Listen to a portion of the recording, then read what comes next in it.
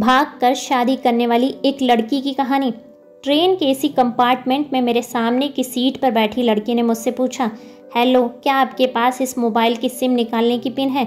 उसने अपने बैग से एक फ़ोन निकाला। वह नया सिम कार्ड उसमें डालना चाहती थी, लेकिन सिम स्लॉट खोलने के लिए पिन की ज़रूरत पड़ती है जो उसके पास नहीं थी। मैंने हाँ में गर्दन हिलाई और अपने क्रॉस बैग से पिन निकालकर लड़की को दे दी। लड़की ने थैंक्स कहते हुए पिन ले ली और सिम डालकर पिन मुझे वापस कर दी। थोड़ी देर बाद वो फिर से इधर उधर देखने लगी। मुझसे रहा नहीं गया। मैंने पूछा, कोई परेशानी? वो बोली, सिम स्टार्ट नहीं हो रहा। मैंने मोबाइल मांगा, उसने दिया। मैंने उससे कहा, सिम अभी एक्टिवेट नहीं हुई है, थोड़ी देर में हो जाएगी। एक्टिव होने के बाद आईडी वेरिफिकेशन होगा, उसके बाद आप इसे इस्तेमाल कर सकेंगी। लड़की ने पूछा, आईडी वेरिफिकेशन क्यों? मैंने कहा, आजकल सिम वेरिफिकेशन के बाद एक्टिव होती है। जिस नाम से ये सिम उठाई गई है उसका ब्यौरा पूछा जाएगा, बता देना। लड़की बुदबुदाई। ओह, मैंने दिलासा देते हुए कहा, इसमें कोई परेशानी की बात नहीं। वो अपने एक हाथ से दूसरा हाथ दबा रही थी, मानो किसी परेशानी में हो। मैंने फिर विनम्रता से कहा, आपको कहीं कॉल करना है तो मेरा मोबाइल इस्तेमाल कर लीजिए। लड़की ने कहा, जी फिलहाल नहीं, थैंक्स, लेकिन ये सिम किस नाम से खरीदी गई है मुझे नहीं पता। मैंने कहा, एक बार एक्टिव होने दीजिए, जिसने आपको सिम दी है उसी के नाम की होगी। उसने कहा, ओके, कोशिश करते हैं। मैंने पूछा, आपका स्टेशन कहाँ है? लड़की ने कहा, दिल्ली। और आप? लड़की ने मुझसे पूछा। मैंने कहा, दिल्ली ही जा रहा हूँ, एक दिन का काम है। आप दिल्ली में रहती हैं या? लड़की बोली, नहीं नहीं, दिल्ली में कोई काम नहीं, ना ही मेरा घर है वहाँ तो। मैंने उत्सुकतावश पूछा। वो बोली, दरअसल ये दूसरी ट्रेन है जिसमें आज मैं हूँ और दिल्ली से तीसरी गाड़ी पकड़नी है, फिर हमेशा के लिए आज़ाद। लेकिन किस तरह की कैद से? मुझे फिर जिज्ञासा हुई, किस कैद में थी ये कमसीन अल्हड़ सी लड़की? लड़की बोली, उसी कैद में थी जिसमें हर लड़की होती है, जहाँ घर वाले कहें शादी कर लो, जब जैसा कहें वैसा करो। मैं घर से भाग चुकी हूँ। मुझे ताज्जुब हुआ, मगर अपने ताज्जुब को छुपाते हुए मैंने हंसते हुए पूछा, अकेली भाग रही हैं आप? आपके साथ कोई नज़र नहीं आ रहा? वो बोली, अकेली नहीं, साथ में है कोई। कौन? मेरे प्रश्न खत्म नहीं हो रहे थे।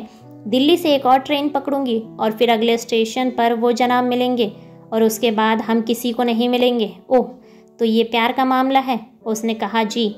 मैंने उसे बताया कि मैंने भी लव मैरिज की है। ये बात सुनकर वो खुश हुई, बोली, वाह, कैसे, कब? लव मैरिज की बात सुनकर वो मुझसे बात करने में रुचि लेने लगी। मैंने कहा, कब, कैसे, कहाँ? वो मैं बाद में बताऊंगा, पहले आप बताओ आपके घर में कौन कौन है?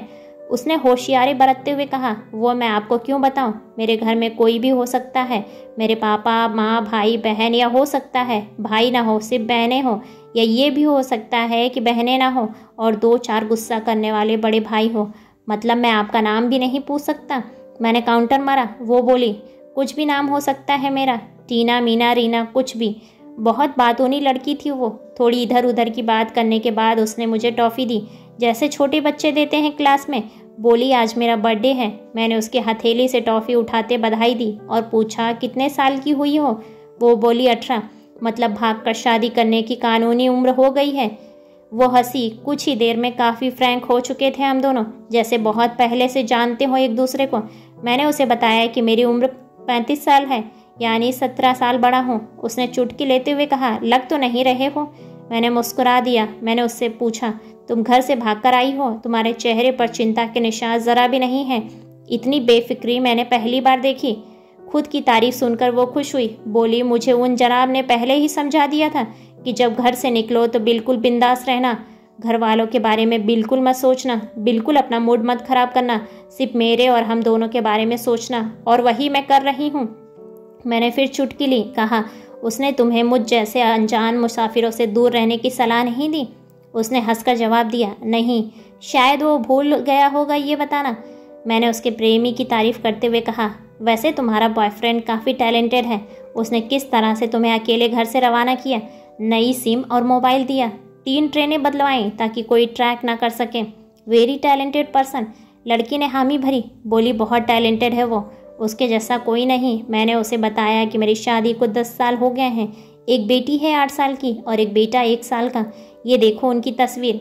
मेरे फ़ोन पर बच्चों की तस्वीर देखकर उसके मुंह से निकला, सो क्यूट। मैंने उसे बताया कि जब ये पैदा हुई तब मैं कुवैत में था, एक पेट्रो कंपनी में बहुत अच्छी जॉब थी मेरी, बहुत अच्छी सैलरी थी। फिर कुछ महीनों के बाद मैंने वो जॉब छोड़ दी और अपने ही कस्बे में काम करने लगा। लड़की ने पूछा, जॉब क्यों छोड़ी? मैंने कहा, बच्ची को जब पहली बार गोद में उठाया तो ऐसा लगा जैसे मेरी दुनिया मेरे हाथों में है। 30 दिन की छुट्टी पर घर आया था, वापस जाना था लेकिन जा ना सका। इधर बच्ची का बचपन खर्च होता रहा, उधर मैं पूरी दुनिया कमा लूँ तब भी घाटे का सौदा है। मेरी 2 टके की नौकरी, बचपन उसका लाखों का। उसने पूछा, क्या बीवी बच्चों को साथ नहीं ले जा सकते थे वहाँ? मैंने कहा, काफ़ी टेक्निकल मामलों से गुजरकर एक लंबे समय के बाद रख सकते हैं। उस वक्त ये मुमकिन नहीं था। मुझे दोनों में से एक को चुनना था, आलीशान रहन सहन के साथ नौकरी या परिवार। मैंने परिवार को चुना, अपनी बेटी को बड़ा होते देखने के लिए। मैं कुवैत वापस गया था लेकिन अपना इस्तीफा देकर लौट आया। लड़की ने कहा, वेरी इम्प्रेसिव। मैं मुस्कुराकर खिड़की की तरफ देखने लगा। लड़की ने पूछा, अच्छा आपने तो लव मैरिज की थी, फिर आप भागकर कहाँ गए? कैसे रहें और कैसे गुजारा वो वक्त? उसके हर सवाल और हर बात में मुझे महसूस हो रहा था कि ये लड़की लड़कपन के शिखर पर है, बिल्कुल नासमझ और मासूम छोटी बहन सी। मैंने उसे बताया कि हमने भागकर शादी नहीं की। उसके पापा ने मुझे पहली नज़र में सख्ती से रिजेक्ट कर दिया था। उन्होंने आपको रिजेक्ट क्यों किया? लड़की ने पूछा। मैंने कहा, रिजेक्ट करने का कुछ भी कारण हो सकता है, मेरी जाति, मेरा काम, घर परिवार। बिल्कुल सही, लड़की ने सहमति दर्ज कराई और आगे पूछा, फिर आपने क्या किया? मैंने कहा, मैंने कुछ नहीं किया, उसके पिता ने रिजेक्ट कर दिया। वहीं से मैंने अपने बारे में अलग सोचना शुरू कर दिया था। नेहा ने मुझे कहा कि भाग चलते हैं। मेरी वाइफ का नाम नेहा है। मैंने 2 टोक मना कर दिया। वो 2 दिन तक लगातार जोर देती रही कि भाग चलते हैं। मैं मना करता रहा। मैंने उसे समझाया कि भागने वाले जोड़े में लड़के की इज्जत पर कोई खास फर्क नहीं पड़ता, जबकि लड़की के पूरे कुल की इज्जत धुल जाती है। भागने वाला लड़का उसके दोस्तों में हीरो माना जाता है, लेकिन इसके विपरीत जो लड़की प्रेमी संग भाग रही है वो उल्टा कहलाती है। मोहल्ले के लड़के उसे चालू कहते हैं। बुराइयों के तमाम शब्दकोश लड़की के लिए इस्तेमाल किए जाते हैं। भागने वाली लड़की आगे चलकर 60 साल की वृद्धा भी हो जाए तब जवानी में किए गए उसके कांड का कलंक उसके माथे पर से नहीं मिटता। मैं मानता हूँ कि लड़का लड़की को तौलने का यह दोहरा मापदंड गलत है, लेकिन हमारे समाज में यही है। ये नज़रिया गलत है, मगर सामाजिक नज़रिया यही है। वो अपने नीचे का होठ दांतों तले पीसने लगी। उसने पानी की बोतल का ढक्कन खोलकर एक घूंट पिया। मैंने कहा, अगर मैं उस दिन भगा ले जाता तो उसकी माँ तो शायद कई दिनों तक पानी भी नहीं पीती। इसलिए मेरी हिम्मत नहीं हुई कि ऐसा काम करूँ। मैं जिससे प्रेम करूँ उसके माँ बाप मेरे माँ बाप के ही समान हैं, चाहे शादी ना हो तो ना हो। कुछ पल के लिए वो सोच में पड़ गई, लेकिन मेरे बारे में और अधिक जानना चाहती थी। उसने पूछा, फिर आपकी शादी कैसे हुई? मैंने बताया कि नेहा की सगाई कहीं और कर दी गई थी। धीरे धीरे सब कुछ नॉर्मल होने लगा था। नेहा और उसके मंगेतर की बातें भी होने लगी थी फ़ोन पर, लेकिन जैसे जैसे शादी नज़दीक आने लगी उन लोगों की डिमांड बढ़ने लगी। डिमांड मतलब? लड़की ने पूछा। डिमांड का एक ही मतलब होता है, दहेज की डिमांड। परिवार में सबको सोने से बने तोहफे दो, दूल्हे को लग्जरी कार चाहिए, सास और नंद को नेकलेस दो, वगैरह वगैरह। बोले, हमारे यहाँ रीत है। लड़का भी इस रीत की अदायगी का पक्षधर था। वो सगाई मैंने तुड़वा डाली, इसलिए नहीं कि सिर्फ मेरी शादी हो जाए उससे, बल्कि ऐसे लालची लोगों के साथ नेहा कभी खुश नहीं रह सकती थी, ना उसका परिवार। फिर किसी तरह घर वालों को समझा बुझाकर मैं फ्रंट पर आ गया और हमारी शादी हो गई। ये सब किस्मत की बात थी। लड़की बोली, चलो अच्छा हुआ आप मिल गए, वरना वो गलत लोगों में फंस जाती। मैंने कहा, ज़रूरी नहीं कि माता पिता का फैसला हमेशा सही हो, और ये भी ज़रूरी नहीं कि प्रेमी जोड़ी की पसंद सही हो। दोनों में से कोई भी गलत या सही हो सकता है। काम की बात यहाँ ये है कि कौन ज़्यादा वफादार है। लड़की ने फिर से पानी का घूंट लिया और मैंने भी। लड़की ने तर्क दिया कि हमारा फैसला गलत हो जाए तो कोई बात नहीं, उन्हें ग्लानि नहीं होनी चाहिए। मैंने कहा, फैसला ऐसा हो जो दोनों का हो, बच्चों और माता पिता दोनों की सहमति, वो सबसे सही है। बुरा मत मानना, मैं कहना चाहूँगा तुम्हारा फैसला तुम दोनों का है, जिसमें तुम्हारे पेरेंट्स शामिल नहीं हैं। ना ही तुम्हें इश्क का असली मतलब पता है अभी। उसने पूछा, क्या है इश्क का सही अर्थ? मैंने कहा, तुम इश्क में हो, तुम अपना सब कुछ छोड़कर चली आई, ये सच्चा इश्क है। तुमने दिमाग पर जोर नहीं दिया, ये इश्क है। फ़ायदा नुकसान नहीं सोचा, ये इश्क है। तुम्हारा दिमाग दुनियादारी के फितूर से बिल्कुल खाली था। उस खाली जगह में इश्क का फितूर भर दिया गया। जिन जनाब ने इश्क को भरा, क्या वो इश्क में नहीं है? यानी तुम जिसके साथ जा रही हो वो इश्क में नहीं, बल्कि होशियारी हीरोगिरी में है। जो इश्क में होता है वो इतनी प्लानिंग नहीं कर पाता, 3 ट्रेनें नहीं बदलवा पाता, उसका दिमाग इतना काम नहीं कर पाता। कोई कहे मैं आशिक हूँ और वो शातिर भी हो, ये नामुमकिन है।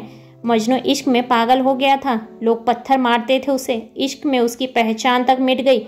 उसे दुनिया मजनू के नाम से जानती है, जबकि उसका असली नाम कैश था, जो नहीं इस्तेमाल किया जाता। वो शातिर होता तो कैसे मजनू ना बन पाता।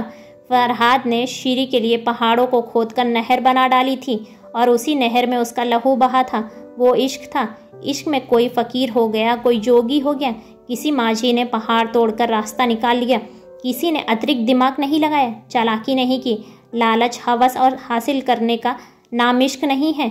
इश्क समर्पण करने को कहते हैं, जिसमें इंसान सबसे पहले खुद का समर्पण करता है, जैसे तुमने किया। लेकिन तुम्हारा समर्पण हासिल करने के लिए था, यानी तुम्हारे इश्क में लालच की मिलावट हो गई। लड़की अचानक से खो गई। उसकी खिलखिलाहट एकदम से खामोशी में बदल गई।